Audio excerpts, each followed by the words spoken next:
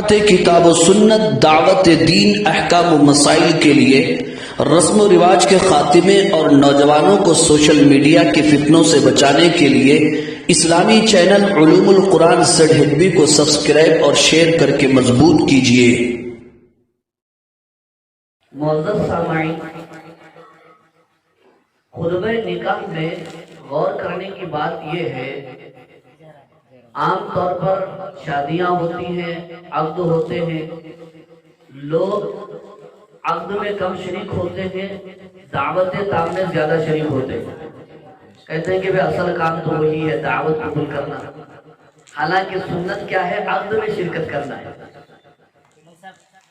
اور جو لوگ عقد میں آتے ہیں خطبہ نکاح کو غور سے نہیں سنتے۔ آپ دیکھیے جمعہ کا خطبہ ہوتا ہے، لوگ کب آتے ہیں؟ جب امام صاحب خطبہ ختم کر رہے ہوتے ہیں، اس وقت لوگ دوڑے دوڑے مسجد کو آتے ہیں۔ تو اس لیے خطبہ نکاح پر اگر ہم غور کریں گے تو ہمارے نکاح، ہماری شادیاں اور ہماری دعوتیں انشاءاللہ صحیح ہو جائیں گی، اور میاں بیوی کے رشتے صحیح ہو جائیں گے، دونوں خاندانوں کے جھگڑے ختم ہو جائیں گے۔ اب خطبہ نکاح میں 3 آیتیں تلاوت کی جاتی ہیں، لیکن ان تینوں آیتوں میں آپ غور کریں تو نکاح کا کوئی تذکرہ، شادی کی کوئی بات نہیں ملتی۔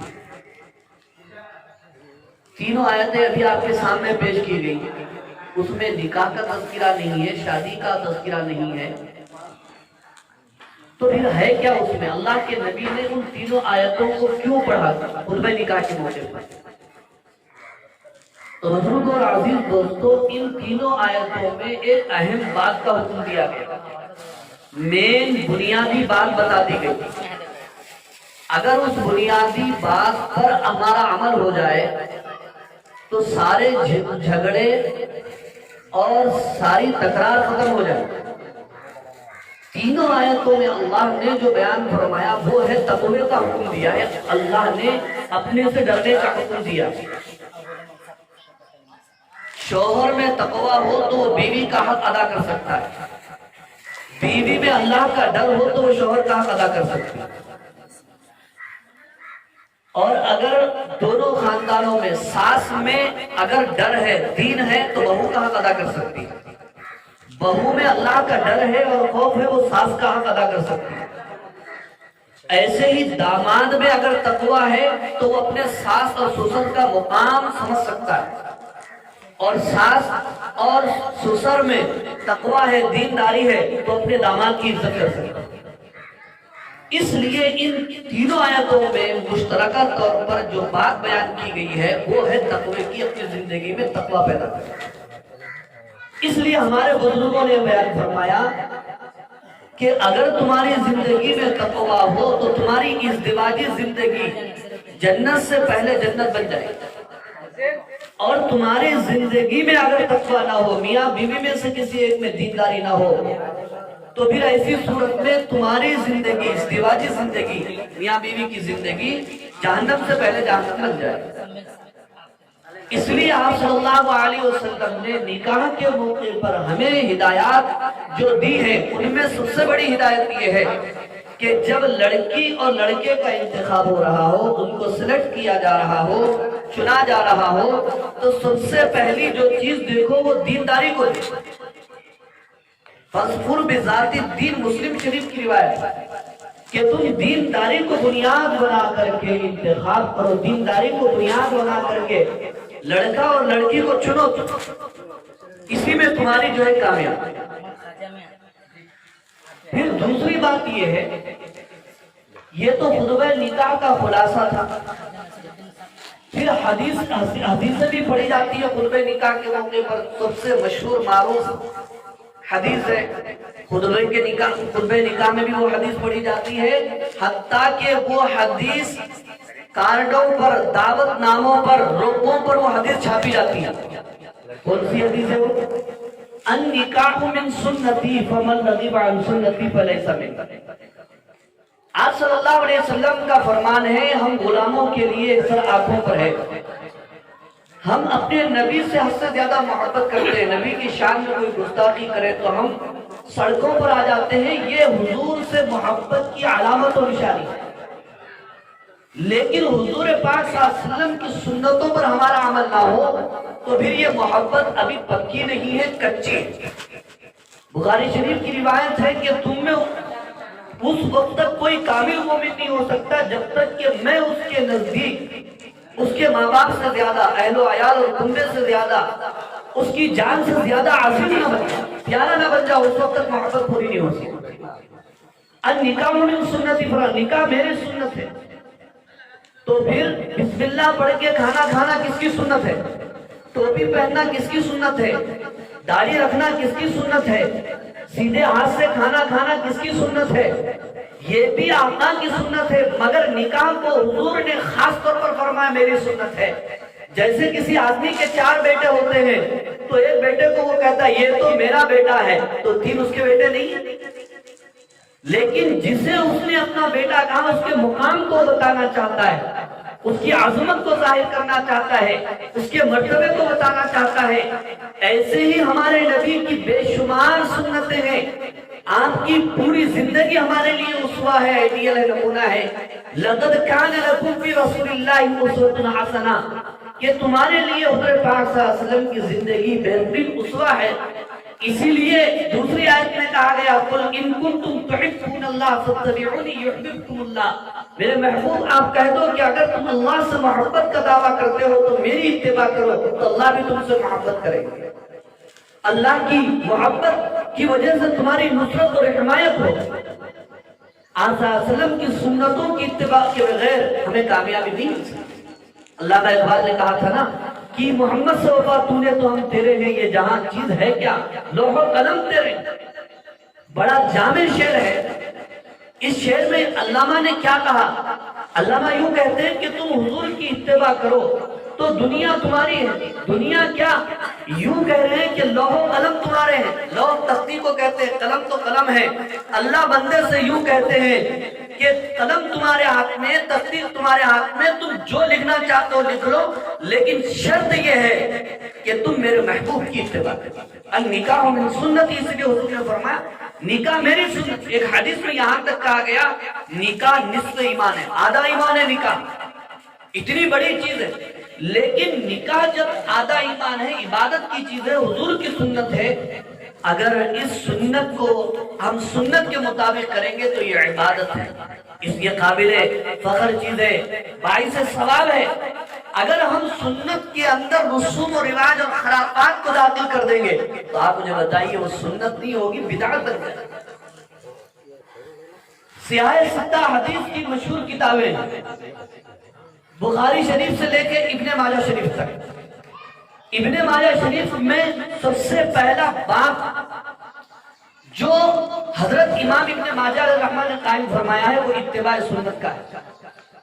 اس میں حضرت امام ابن ماجہ علیہ الرحمہ نے بات یہ حدیث کی روشنی میں بیان فرمائی کہ جو ہمارے دین میں حضور اکرم صلی اللہ علیہ وسلم نے فرمایا ایسی چیز ایجاد کرے، من احدث فی امرنا ھذا لیس منہ فہو رد، کہ جو ہمارے دین میں ایسی چیز ایجاد کرے جو دین سے نہیں ہے، جس کو میں نے نہیں بتایا ہے، تو وہ قابل رد ہے، وہ مردود ہے، اسے کامیابی نہیں مل سکتی۔ اب آپ بتائیے نکاح کے لیے فرائض کیا ہے، نکاح کے واجبات کیا ہے، نکاح کی سنتیں کیا ہے، وہ تو ہم کو یاد نہیں ہے۔ نکاح قائم کس سے ہوتا ہے؟ صرف 2 چیزوں سے قائم ہوتا ہے، ایجاب قبول ہے اور جو ہے گواہ ہے، یہ فرائض ہے۔ مہر کا متعین کرنا واجب ہے، اس کے علاوہ کوئی تیسری چیز نہیں ہے۔ ولیمہ کرنا سنت ہے، خطبہ نکاح پڑھنا سنت ہے، اور کھجور نثار کرنا سنت ہے، مبارکبادی دینا سنت ہے، چند دوست احباب کو بلا لینا یہ بھی مستحب ہے۔ اس کے علاوہ نکاح میں اور کوئی چیز آپ کو نہیں ملے گی۔ لیکن ہمارے پاس ماشاءاللہ اللہ ہم پر رحم فرمائے، کچے رسم سے لے کے سکے رسم سے لے کے سرتی جمعگی تک خرافات اور بدعات کا رسوم اور رواج کا بازار گرم نظر آتا ہے۔ تو اس لیے ان چیزوں کو ترک کرنے کی ضرورت ہے، اور اس میں عورتیں تو آگے ہے ہی ہیں، ہم مرد ان سے زیادہ قصوروار ہیں۔ کیوں قصوروار ہیں؟ ہم ان کی کبھی کلاس نہیں لیتے، ہم فکر نہیں کرتے کہ یہ چیزیں نہیں ہونا چاہیے۔ اب کیا کرنا بھائی، نہیں سنے تو سر درد ہے، تھیلی لے لیو، بولے تھیلی لے لیے، بازار نکل گئے، کیا کیا لانا بولو، یہ درد جو ہے سر میں درد کون کر لینا، ٹھیک ہے لکھا دیے لا کے جو ہے دے دیے، ہم خاموش کونے کے اندر بیٹھے، کر لو جو آپ کو کرنا ہے۔ تو یاد رکھو الرجال قوامون علی النساء کہا گیا، مرد عورتوں کے ذمہ دار، الا کلکم راعٍ وکلکم مسئول عن رعیتہ، تم میں سے ہر ایک نگہبان ہے اور اس نگہبان سے اس کے ماتحتوں کے بارے میں سوال کیا جائے گا، پوچھا جائے گا۔ یہ مردوں کی ذمہ داری، اصلاح کی فکر کرنا۔ نکاح اگر سنت کے مطابق ہوگا انشاءاللہ تو پھر یہ ہمارے لیے باعث عبادت، یہ سنت ہے، اس پر اجر و ثواب ہے، اسی میں ہماری کامیابی۔ آج مسلمان پوری دنیا میں مظلوم و مقہور نظر آ رہے ہیں، مغلوب نظر آ رہے ہیں اور زوال پذیر ہیں۔ پوری دنیا میں مسلمان گاجر اور مولی کی طرح کاٹا جا رہا ہے، بجلی گرتی ہے تو مسلمانوں پر جیسا حال ہو رہا ہے۔ تو اس کے وجہ کیا ہے؟ ہم جو سنتوں سے دور ہیں، ہمارے نبی کے طریقے کو ہم نے چھوڑ دیا، ہمارے نبی کی سنتوں کو ہم نے چھوڑ دیا۔ صحابہ سنتوں کے عاشق تھے، سنتوں کے پابند تھے، ایک ایک چیز آپ صلی اللہ علیہ وسلم کے دیکھ کر عمل کیا کرتے تھے۔ اور شادیاں اور نکاح اتنے سادے ہوتے تھے ہمارے نبی کے زمانے میں، صحابہ کے دور میں، جسے ہم چکمگنی پٹیا کہتے ہیں، اتنے آسانی کے ساتھ۔ ایک صحابی رسول ہے حضرت عبد الرحمن ابن عوف رضی اللہ تعالیٰ، ان کا نکاح اور شادی ہوئی، لیکن انہوں نے حضور اکرم صلی اللہ علیہ وسلم کو اطلاع نہیں دی۔ آپ صلی اللہ علیہ وسلم عظیم ہستی ہیں، خدا کے بعد آپ کا مقام اور مرتبہ ہے، لا یمکن الثناء کما کان حقہ بعد الخدا، بزرگ تو یہ قصہ مختصر، لیکن انہوں نے حضور اکرم صلی اللہ علیہ وسلم کوئی دعوت نہیں دی۔ نکاح اور ولیمہ ہونے کے بعد وہ آپ صلی اللہ علیہ وسلم کے پاس حاضر ہوئے، آپ نے زعفران کا رنگ ان کے لباس پر، ان کے کپڑوں پر دیکھا تو پوچھا عبد الرحمن کیا تمہارا نکاح ہو گیا؟ تو انہوں نے خوشی سے سر ہلایا، حضور نے نکاح کی مبارکبادی دی اور یوں فرمایا اولم ولو بشاۃ، ولیمہ کرو ایک بکری ہی سے کیوں نہ ہو، وہ سنت ہے۔ اب آپ دیکھیں کتنی سادگی ہے، حضور ناراض نہیں ہے، میرے کو دعوت نہیں دیے، آج ہم کو دعوت نہیں دی گئی، فون اگر ہم کو نہیں آیا ہم ناراض ہو جاتے ہیں۔ میں جو ہے گھر کا بڑا تھا، محلے کا بڑا تھا، خاندان کا بڑا تھا، مسجد کا صدر تھا، امام تھا، مؤذن تھا، جو بھی تھا، مجھے دعوت نہیں دی کہ ناراض ہو جاتے۔ لیکن اللہ کے نبی کی سنت دیکھیے، آپ ناراض نہیں ہوئے، آپ نے خوشی کا اظہار اور مبارکبادی دی اور فرمایا اولم ولو بشاۃ، ولیمہ کرو ایک بکری سے کیا۔ اتنی سادگی تھی ہماری۔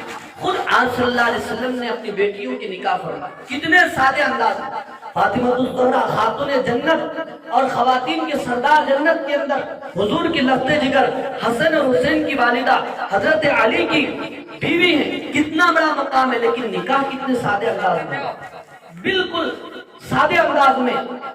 حضرت علی تو پرانے کپڑوں میں آئے، چشمے فلک نے وہ نظارہ بھی دیکھا کہ حضرت علی داماد رسول ہیں لیکن پرانے کپڑوں میں تشریف لائے، نہ کوئی بارات تھی، نہ بینڈ باجا تھا، نہ ناچ گانا تھا، نہ پٹاخے تھے، نہ کوئی رسم تھی، نہ کچا رسم تھا، نہ سکا رسم تھا، نہ سانچت تھی، کچھ نہیں تھا، سیدھے سادے انداز میں داماد رسول حضرت علی شیر خدا تشریف لائے، علی المرتضی۔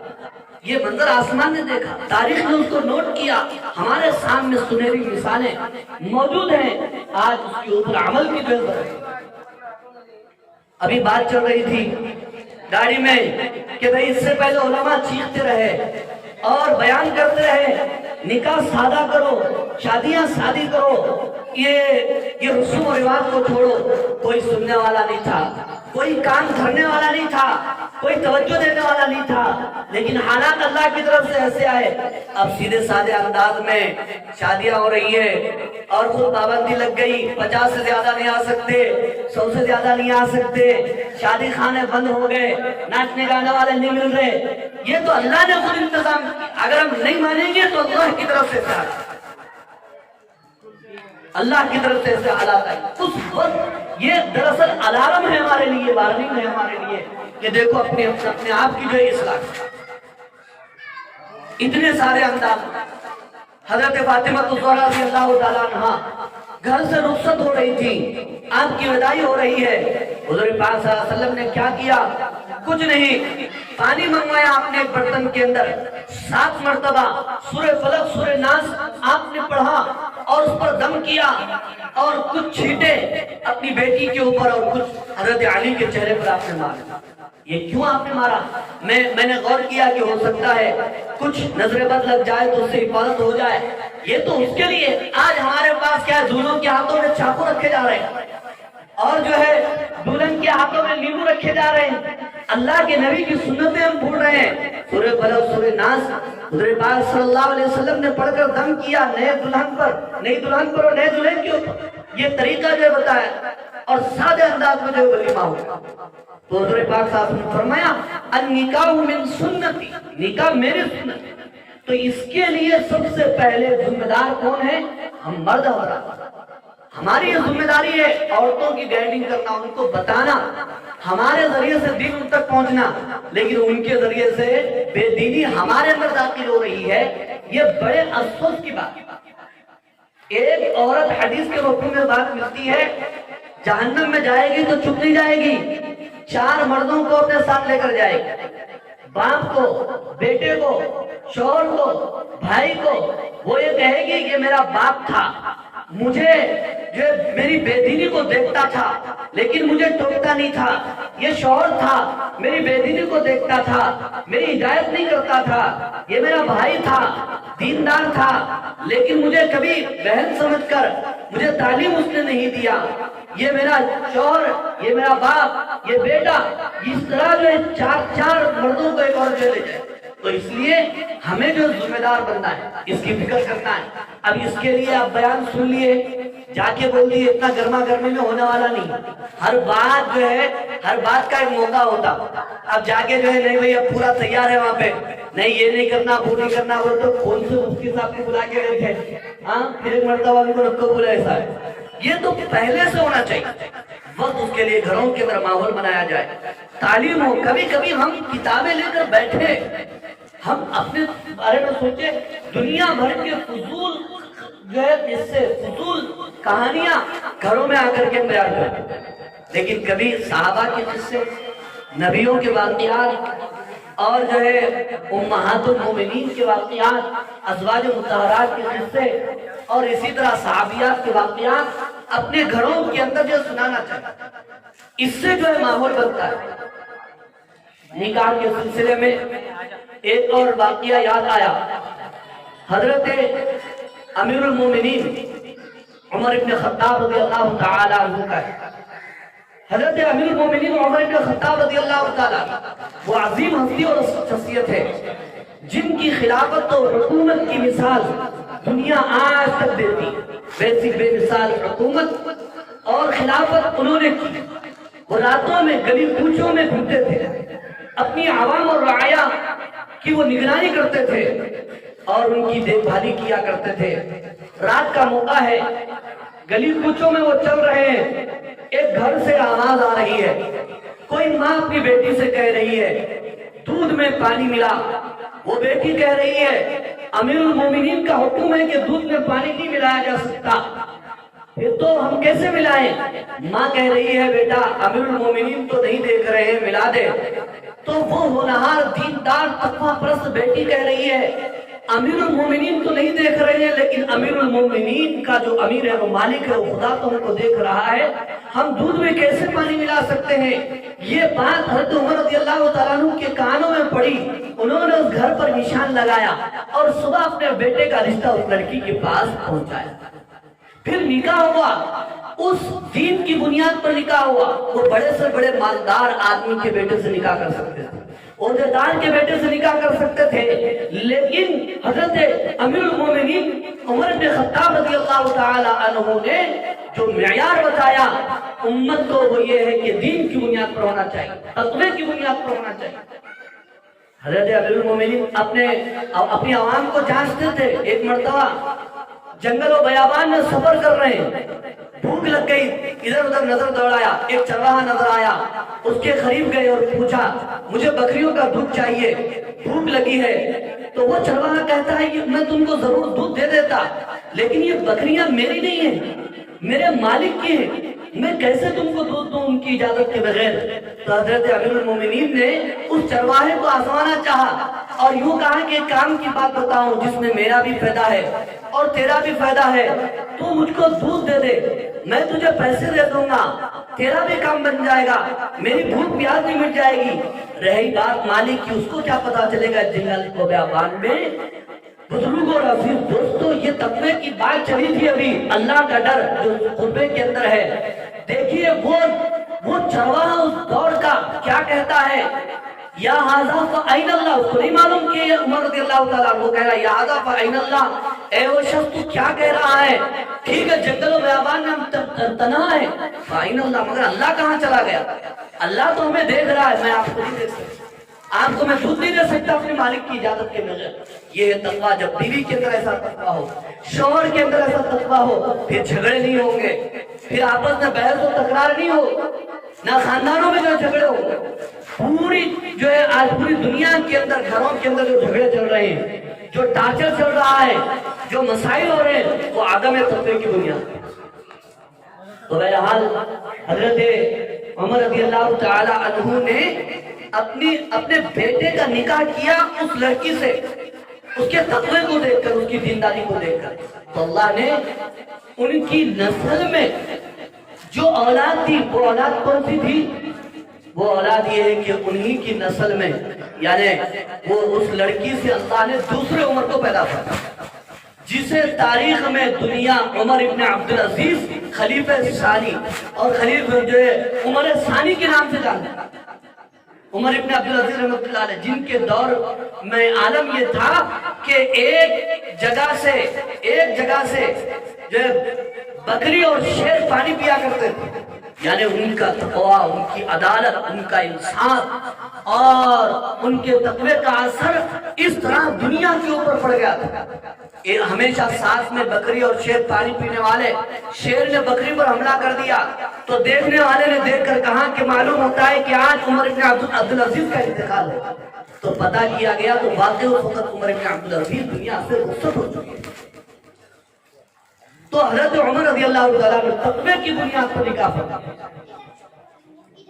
پیران پیر رحمۃ اللہ علیہ کے نانا عبداللہ سومائی, پیران پیر عبد القادر جیلانی رحمۃ اللہ علیہ, محبوب سبحانی قطب ربانی, ان کے جو نانا عبداللہ سومائی کے بارے میں آتا ہے, ان کا نکاح کیسے ہوا تھا. عبداللہ سومائی ایک جھیل کے کنارے سے گزر رہے ہیں, ایک تالاب کے کنارے سے گزر رہے ہیں, ان کو بھوک زور سے لگی, پانی کے اوپر سیب تیرتا ہوا نظر آیا, نگاہ پڑی, بھوک کا مارا ہوا شخص سیب اٹھایا اور کھا لیا. لیکن بعد میں خیال آیا کہ یہ کس کا سیب تھا, کس باغ کا تھا, اس کا مالک کون تھا, اس کی اجازت کے بغیر میں کیسے کھا لیا. اندازہ لگایا کہ یہ ادھر سے تیرتا ہوا آیا ہے, ہو سکتا ہے باغ بھی ادھر ہے, باغ کا مالک مجھے مل جائے گا. گئے باغ کو تلاش کرتے ہوئے, وہاں پر پہنچے, باغ کے مالک سے ملے اور ملاقات کیا اور یوں کہا کہ بھائی میں تمہارے باغ کا پھل صرف بغیر اجازت کے کھا لیا ہوں, آپ مجھے معاف کر دو.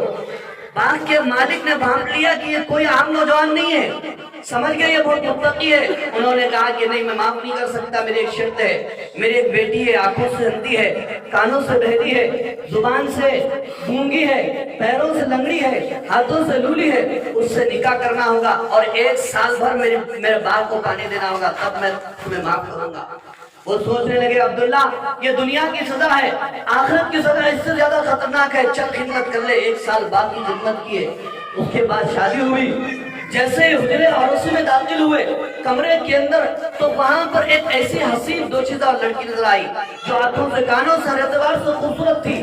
وہ باہر آ گئے, کوئی اجنبیہ ہوگی, جا کر اپنے سسر سے کہنے لگے آپ نے تو ایسی اپنی بیٹی کے بارے میں حال بتایا تھا, وہاں کوئی دوسری لڑکی ہے. تو سسر کہنے لگے واقعی میری بچی اندھی ہے, اس لیے کہ اپنی آنکھوں سے اس نے کبھی گناہ نہیں کیا, کانوں سے کبھی اس نے گانے نہیں سنے, زبان سے کبھی اس نے گالی اور نہیں دی, شکایت نہیں کی, پیروں سے گناہ کی طرف نہیں چلی.